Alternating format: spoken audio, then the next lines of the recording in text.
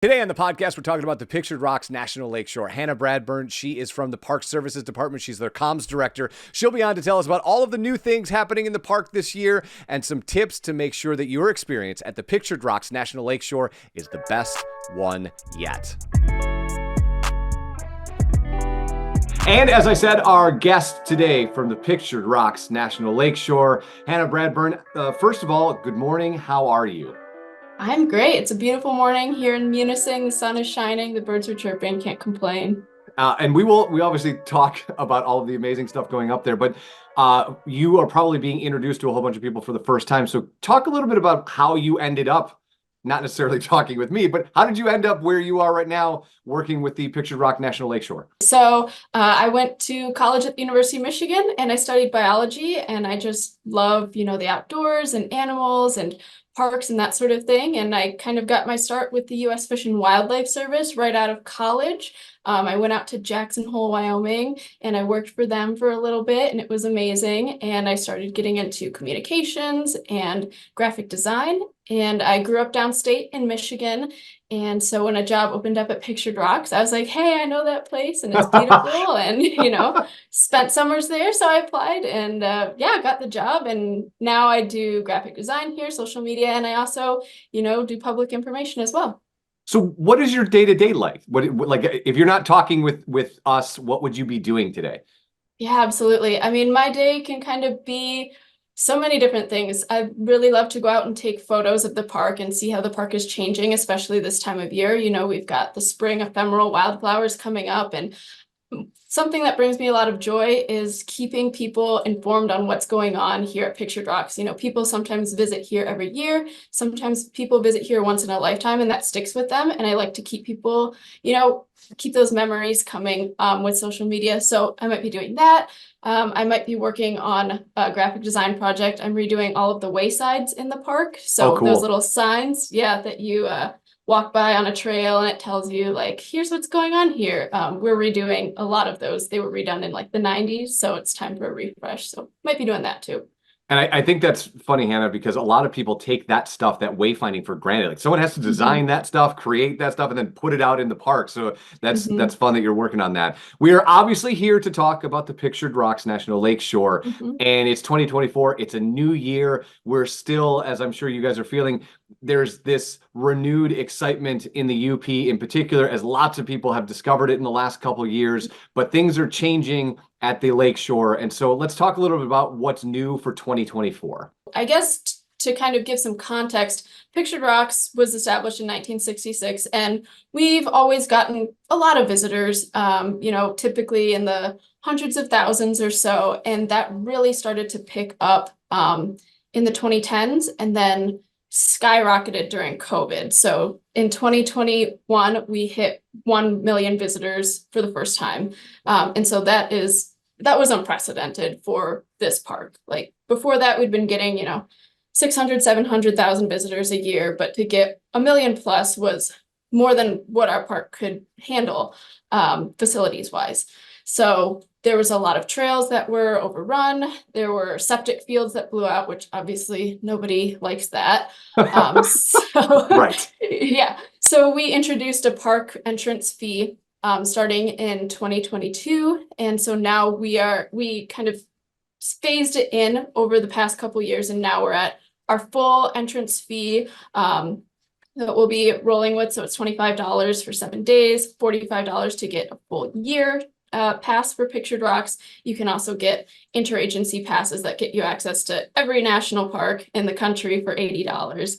So all of that money goes towards helping our facilities cope with the amount of visitors that we're seeing now. So we've got new vault toilets, we've got new trails and boardwalks, and new waysides and those sorts of interpretive exhibits too.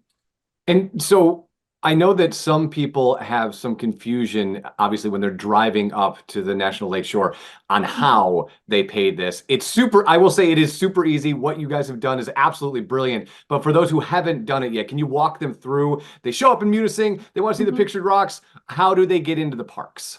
Yeah, there's a lot of different ways that you can purchase your entrance pass. If you want to do it before you even come up, you can buy it on recreation.gov, and we have that linked on our website, so you can do that online.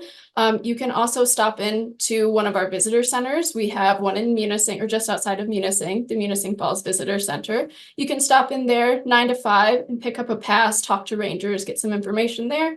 We also have the Grand Sable Visitor Center just outside of Grand Marais. And there's also some third-party vendors within Grand Marais and Munising, Downwind Sports, Grand Marais Outfitters, South Bay Outfitters, and a couple other outfitters as well that will sell our entrance passes. So there's quite a few places you can go pick up a pass. Hannah, you talked about all of the infrastructure that has come out of Mhm. these funds. Obviously, when you get over 1 million people, you double your attendance. We start to think about the health and the ecology of the Pictured Rocks National Lakeshore. What sort of things are happening that the average person walking the trails is obviously not going to see, but you are doing to keep that place safe and thriving and able to be enjoyed for decades to come? Yeah, absolutely. So when COVID hit and everyone got outside because that was one of the few things you could do, it was great to have a lot of people experiencing their public land, sometimes for the first time. But unfortunately, a lot of social trails came of that. So people walking off trail or kind of just trampling vegetation and that sort of thing. So we've done a few revegetation projects where we go back through and, for example, Miners Beach, we replanted a lot of beach grass there that had been kind of trampled over. And so we've been working on some of those projects as well. We also have natural resources folks that are surveying our inland lakes to make sure invasive species aren't invading. So something really special about Pictured Rocks is, zebra mussels, kind of bad news for the Great Lakes. Pictured Rocks is relatively unscathed by zebra mussels right now, which is pretty unique. So we're trying to keep it that way and trying to monitor that situation. So encouraging anglers to clean, drain, dry their boats and their equipment, and anyone else who's going out on the lakes, just making sure you're being safe with that. Hannah, do you know, I mean, obviously this is a great question for you. Why is that? What's happening up there that is keeping the zebra mussels out of that area? I mean, a lot of it has been our messaging around, you have to clean your boat. At Grand Sable Lake, we'll often put up a boat washing station. So a lot of messaging towards you got to keep this clean. It's really special that we don't have this here. And a lot of it with invasive species comes down to luck as well. They are kind of everywhere, unfortunately. So All right, and so you and I were speaking right before we started doing the interview. There's a very special anniversary also coming up this summer that you want to talk about. I love this spot, and this might be a spot, like, not to bury, but this might be a spot that some people haven't actually even seen as they come up to see the Pictured Rocks. So let's talk about Au Sable. The Au Sable Light Station is a super special maritime site at Pictured Rocks. It sounds like you've been there. So you kind of get it. It's this very commanding white beacon of the shipwreck coast, we call it. And so it was established in 1874, 150 years ago. So we're celebrating that 150 years of continuous operation. It's still an operating light station to this day. It does have a LED marine beacon operating rather than the old Fresnel lens, but we're really stoked about that. So we'll be having tours there 7 days a week as opposed to 5 days a week that we've been doing in previous years.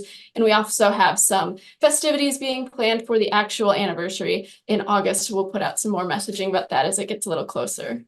Awesome. Now, one last question before I let you go. If people are coming up, like you said, some people come up once in a lifetime and get to experience this, and this might be their first summer or they're bringing family up. If people are coming up for the very first time, they're seeing Pictured Rocks National Lakeshore with fresh eyes, what is the first thing that they should do, and what's the best way that they can kind of take that in?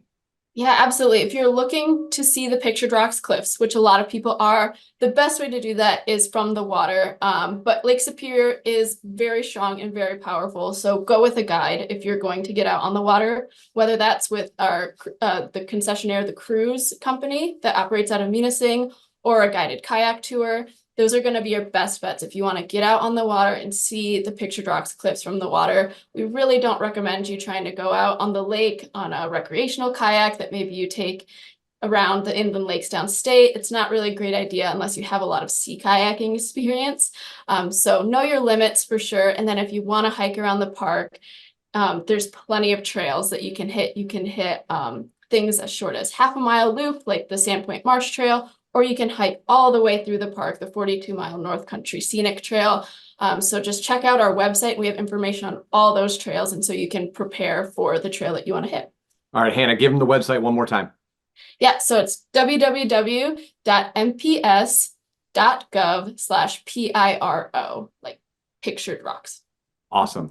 Hannah Bradburn, thank you so much for the time. I promise you I will catch up with you in August, September, because I want to talk about fall colors. So we'll talk again in a couple months. Absolutely. Sounds good. Talk to you then.